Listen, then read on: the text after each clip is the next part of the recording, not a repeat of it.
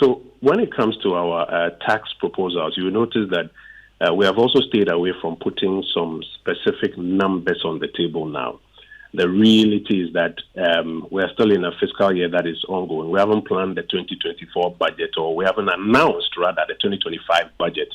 So you don't want to throw out some numbers currently. For example, I'll give you an example. When we talk of amnesty, you notice that we deliberately don't mention the period of that amnesty because you could then having people trying to be, counterproductive and trying to work to ease the policies we are introducing. And it is because tax is a matter that people would ordinarily even want to avoid, as against those who want to evade.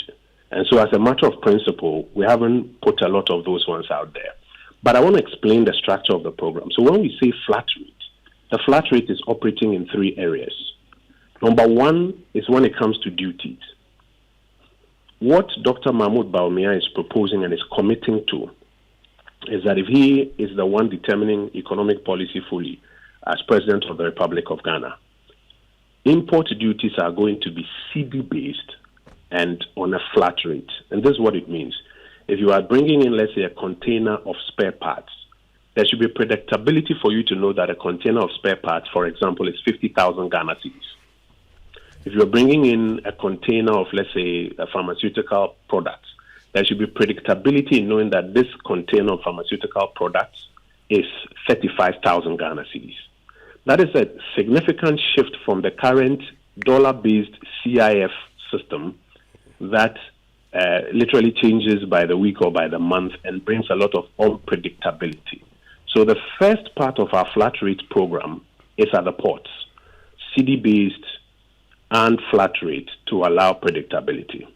That is not to say we want to turn this economy into an import economy, because you'll notice that further down in the manifesto, we explain what we call the Buy Ghana First policy, which if I have some time, I'll speak to.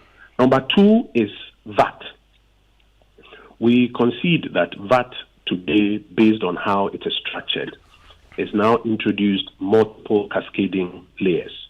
And what Dr. Bawumia is saying is that if he is in charge, he's going to merge all of those levies that you see on the import duty card. He's going to merge them into a single levy so that there's no cascading effect.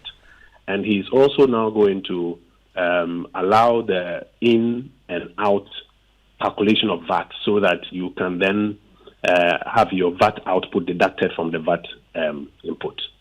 So in addition to the duties argument, the flat rate also affects the VAT compensation. And then number three, he explains that we will want to introduce a flat rate like what is done in Estonia. So the first question is, what is done in Estonia? Estonia has a 20% flat rate for income tax.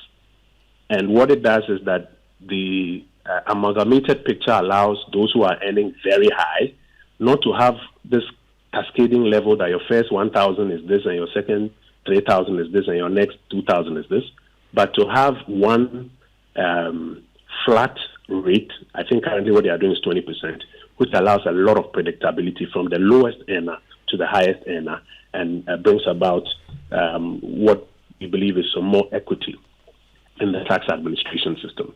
Now, we haven't put out the rate yet, as I mentioned, because tax is a matter that ordinarily people want to even do tax avoidance, as others also try to do tax evasion. So the rate is what we haven't put out. But the structure, I think we have explained. Yeah, but somebody would say, if you haven't put the rate out, isn't the rate what will convince us that indeed, if you're voted into office, our lives could be better?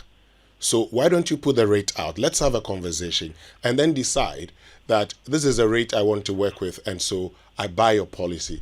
Instead of just telling me we're going for a flat rate. And then if you come into office, you put out something that may not inure to my benefit. It's a fair question, and let me answer that question. So when it comes to income tax, today we have an income tax rule. You will find that ordinarily, nobody is starting off by telling you that when I come, I'm going to put the income rate at this level. The conversation today is about the structure for income tax. So like the duties, like the VAT, because all along as we go through the conversations, nobody is talking about the rate of taxation for VAT or for duties or for income tax. What we are talking about is the structure we are going to use to bring ease and predictability and convenience. We are clear in our mind that if we want to reduce the cost of living, if we want to ease doing business, we don't intend to bring about a rate that will end up making you worse off. But what we are seeking to do is to relitigate the structure. And that is why, for example, the import duties part, I've explained to you, cedi-based. I've also explained to you the structure.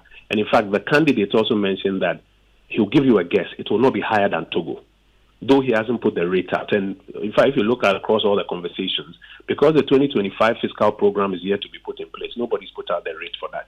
If you take VAT, even when we are saying that we're going to simplify by making it a single levy and making it input and output deductible, we are not putting the rate out. And it's not just that. Nobody's doing that. Again, because you haven't done the 2025 fiscal program.